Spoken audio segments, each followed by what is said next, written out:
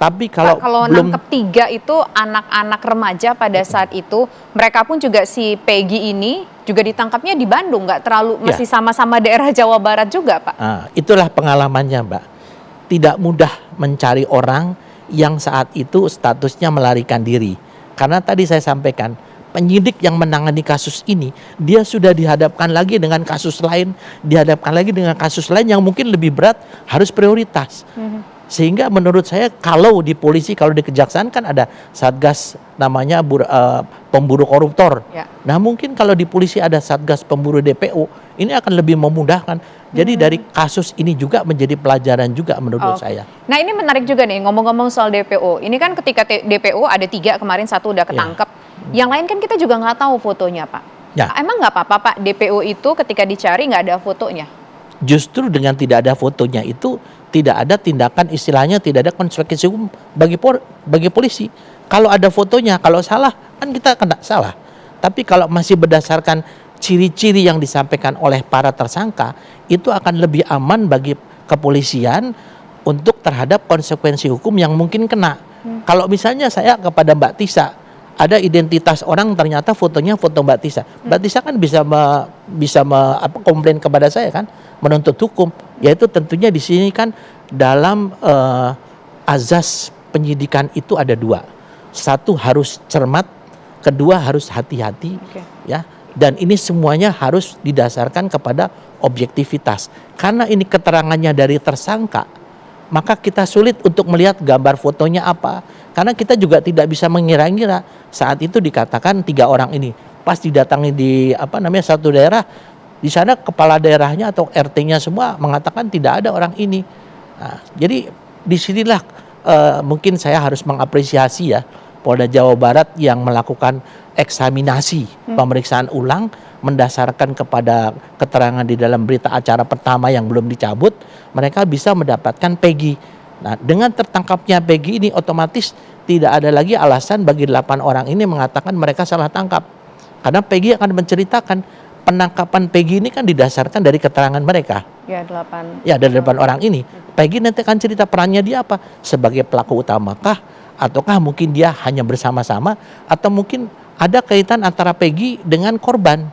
Kita kan belum tahu ya. Ini sekarang sedang dikembangkan. Oke, ini bicara soal Peggy, Pak. Di luar sana beredar banyak di media sosial begitu, Pak ya. Orang yang meragukan bahwa sebetulnya Peggy ini yang sudah ditangkap saat ini adalah sosok yang memang terlibat dalam kasus pembunuhan terhadap Eki dan juga Vina. Karena apa? Karena beredar pula di media sosial fotonya yang berbeda, Pak. Foto Peggy yang dulu dengan Fedy yang ditangkap itu fotonya juga berbeda. Ada kecurigaan bahwa jangan-jangan polisi salah tangkap. Bagaimana Pak Ito menjawab ini? Tapi nanti dulu ya Pak Ito ya. Kita harus jeda terlebih dulu sejenak pemirsa. Kami kembali sesaat lagi. Tetaplah di One on One.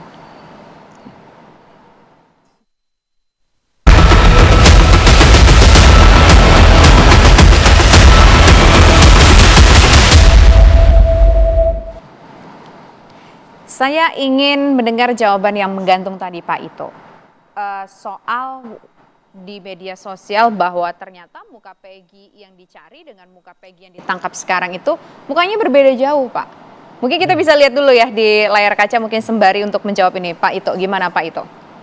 Kalau menurut saya jangankan di Indonesia ya, tapi di negara-negara lain pun apalagi di negara maju ya, itu perubahan seseorang itu fisik dari umur ya, dari lamanya waktu, kemudian juga ada yang dibuat memang melalui satu operasi gitu ya. Ada operasi plastik, tapi ini kan dia nggak mungkin. Nggak mungkin Pak. Cuman dia ini adalah bagaimana perubahan dari 8 tahun yang lalu dan sekarang.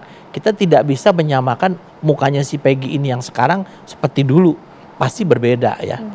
Ya saya juga melihat ya. Saya melihat tentunya perubahannya itu kan daripada pihak penyidik Polda itu juga mereka sudah melakukan pendalaman. Mereka juga nggak mau namanya salah tangkap ya. Karena itu sangat berisiko bagi kepolisian kalau salah menangkap dia.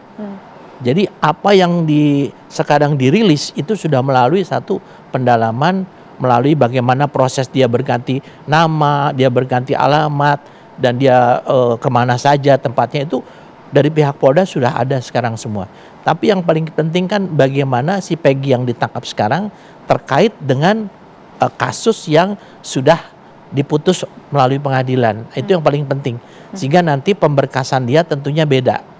Jadi pemberkasannya beda, dan biasanya kalau di kepolisian dikenal 3 jenis laporan.